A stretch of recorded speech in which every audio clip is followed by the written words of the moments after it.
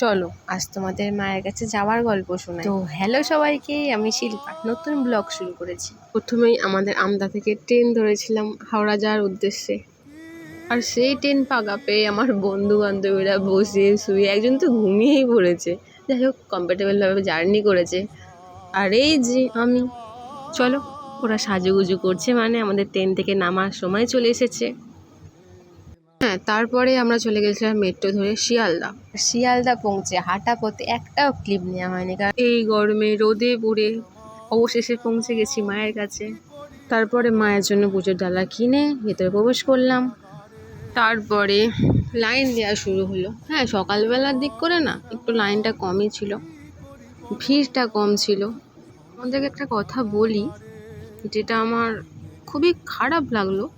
এখন হয়তো সব বড় বড় মন্দিরেই এখন মায়ের নামে ব্যবসা শুরু করেছে, তাও শ্যামসুন্দরী মায়ের কাছে এটা হবে আমি ভাবিনি। পুজোর ডালা হাতে নেওয়ার আগে দক্ষিণা জিজ্ঞাসা হচ্ছে, দক্ষিণা কত, সেই অনুযায়ী ওরা পুজো নেবে। আমি তো ব্রাহ্মণকে ভালো করে পুজো করতেও দেখলাম না। আচ্ছা যাই হোক, তোমাদের সাথে যদি কখনো এটা ঘটে থাকে তাহলে জানিও।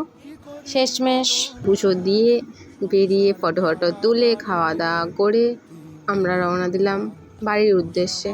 তো চলো, দেখা হচ্ছে নতুন একটা ভিডিও নিয়ে। ততক্ষণের জন্য বাই।